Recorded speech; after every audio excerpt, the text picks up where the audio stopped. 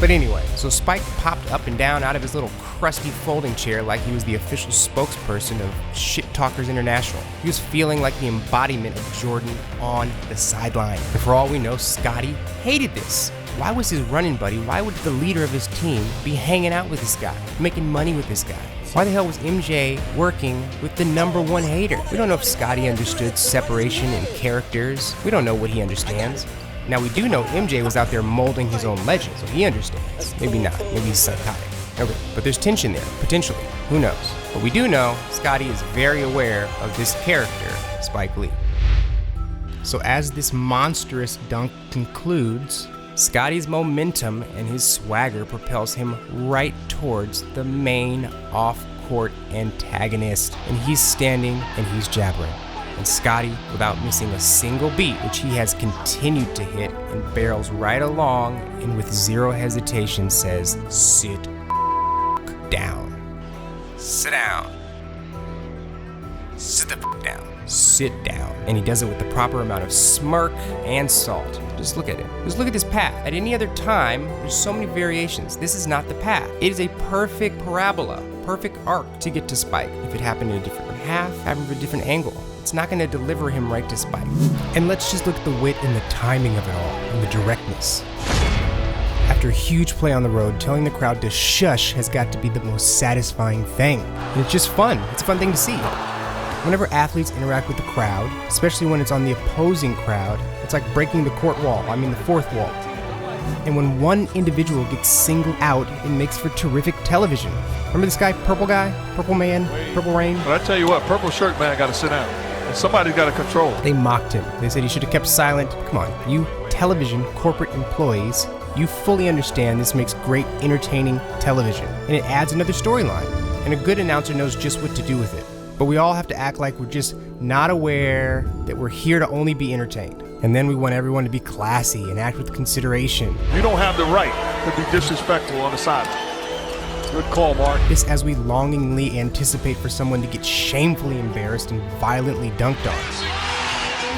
The great part about this moment is that Scottie gets to do this, but he gets to do it at home. So we also get the explosion from the crowd, from the home crowd, plus we get the player to fan shut up moment. This is every single aspect of a great dunk all wrapped in one.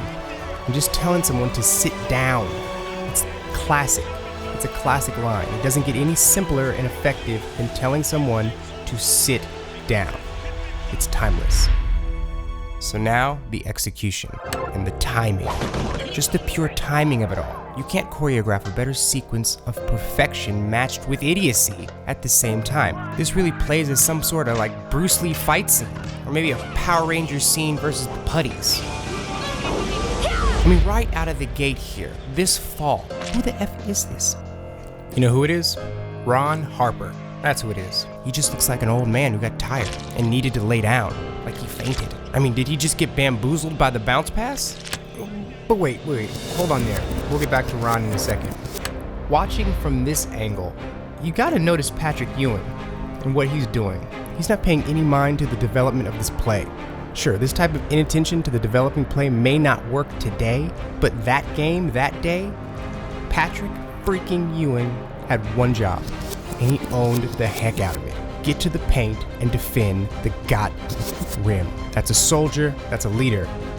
But it's just so amazing to roll this back and see these two supreme freaks of nature and focus lining up from either side, heading to the same goal with conflicting intentions. At this point, they probably both know exactly what's going to happen. You know Scottie has all dunk intentions, and Patrick has the defense of the rim ingrained in his being. They are headed for a pure, devastating confrontation in the sky, and only one man will prevail and one man will fall.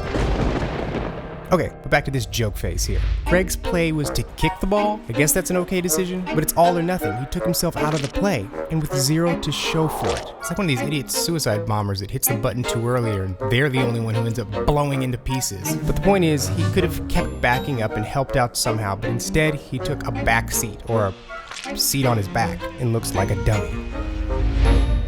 Now let me introduce you to this next portion. This is indisputably the second most impressive part of this entire play. Completely deserving NBA All-Star starter B.J. Armstrong delivers a one-handed bounce pass that takes down a defender like a gentle bowling pin during a local county Special Olympics qualifying night, and his bounce pass hit number 20. Look him up. I'm looking him up now. Number 20 on the Bulls in '94 is a gentleman named Pete Myers. Remember this man, because Pete Myers is my new obsession player. I'm now going to be obsessed with Pete Myers until I get him on the show. Okay, Mr. Myers played 12 NBA seasons, with a 2-year break in the middle to play overseas. Peter, in his first 8 seasons of his career, was traded or waived 7 times. 7 times in his first 8 seasons. Then, he goes to Italy for 2 years. Then he comes back to the States and gets picked up by the Chicago Bulls, where he plays 2 seasons. Then, anticipating getting dropped, he signs with the Charlotte Hornets, who immediately trade him to the Miami Heat, who soon after decide to get out of the Pete Myers business, echoing a third of the league and waiving him. Pete somehow continues to float in the league, playing 4 more seasons. And how did that work out? You guessed it, he was waived or traded by each and every one of them.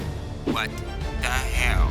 Okay, Mr. Myers, over his career, barely plays. He barely played a quarter of the season for any season, meaning he didn't get in the games. And it wasn't because of injury, it was because of DNPs. CDNPs. CDDNP. Coach's decision, did not play. He only played 20 to 35 games a season, and he only averaged about 10 minutes a game, and he scored between 2 to 5 points per game. That was his average. And you know where these points and minutes are coming from? Garbage time. So do these points and minutes even matter? No. Then, here, with the Bulls, Myers was the weirdest, or maybe the most amazing, part of any of this story. Let me just give it some context here. In 1991, in his 9th NBA season, on his 6th team, he played a total of 8 games, averaging 2 points for the Spurs, before having 0 teams interested in him, and he was shipped off to Italy. Pete returned to the NBA in 1993-94 to the Jordan-less Bulls, and he played, guess what, every single game that year. All 82 games. All 82 regular season games. He averaged 24 minutes a game. Those minutes are 4th most on the team, his most ever. And guess what? Yes, he started. He was a starter. He started in the Jordan position. He was the replacement for Jordan in terms of positions. He started on a 55-win team and played key minutes versus the Cleveland Cavaliers in the first round, a team who they swept. And in this series versus New York, he played major minutes in all 7 games. Back to my other point about how jacked up this team was and how little credit Scottie gets, the starting 5 for this team, for the defending championship team, was Scottie, sidekick Pippen, BJ, the ever-deserving one-time All-Star, Horace, the poor man's Charles Oakley Grant, or maybe that's the other way around, Bill Cartwright, owner of this shot form, and Pete flipping Myers, the starting shooting guard of the Chicago Bulls. What the flipping floor. What happened here? What happened in Italy? We make a lot of assumptions here, but something happened in Italy. Maybe he learned how to play the game. Maybe the Bulls sent him to Italy. Okay, you know what is also weird? He was drafted in 1986 in the 6th round, 120th overall. That's when they were drafting random-ass people like Carl Lewis, people who wouldn't even play.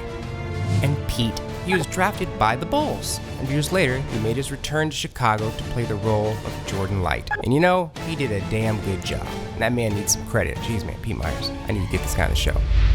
Okay, Pete catches the bounce pass from BJ. And with a sliver of available light and awkward positioning, he artfully absorbs this pass and redirects it into a perfect, I'm using the word perfect on purpose here, a perfectly placed bounce pass of his own delivered right into the pocket of the charging Bull. And if you go back here, look at him. He wants it. He's not shying from this moment. He wants the ball. He calls for it. And I swear he put some backspin on the ball because the pass is a half step behind Scottie, but it still gets gathered right into his stride. He reaches back for it a little bit, but it looks like it's coming towards him right at the end. This may very well have been a practice situation, but bad players don't make these types of plays. You know, maybe he's not a regular season player. Maybe he's a guy that rises to the situation and the pressure. But Pete Myers delivered the only pass possible to make the greatest dunk of all times possible.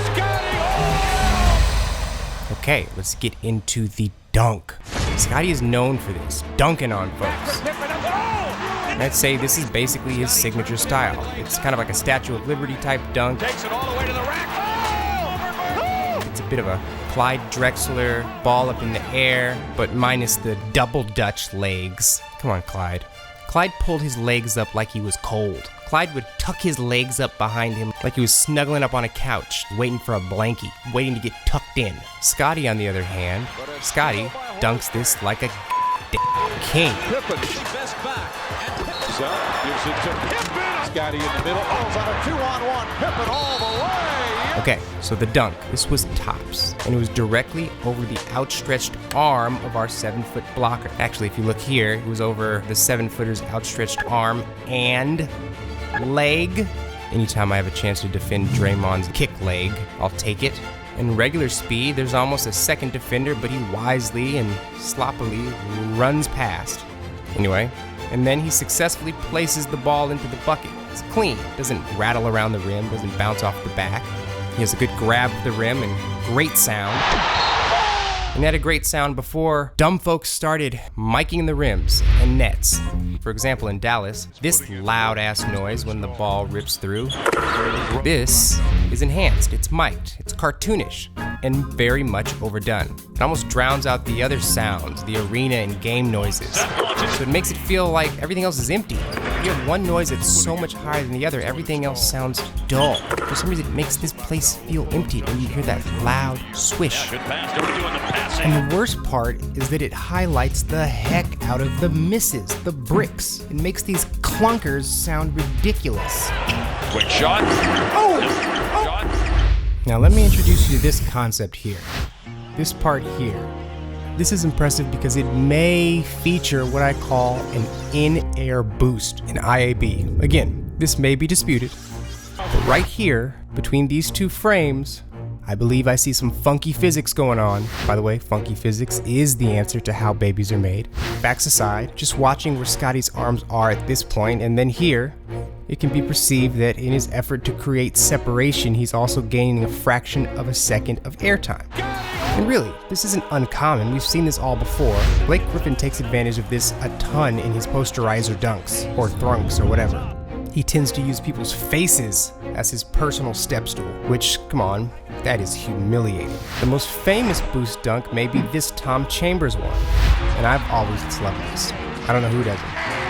Mainly because of how unexpected this was for everyone, including Tom himself. He clearly has a dunk plan in mind, but when the boost happens, everything changed. And personally, the credit I give him is just for hanging on and completing the task, even though he basically has no idea what's going on up there either.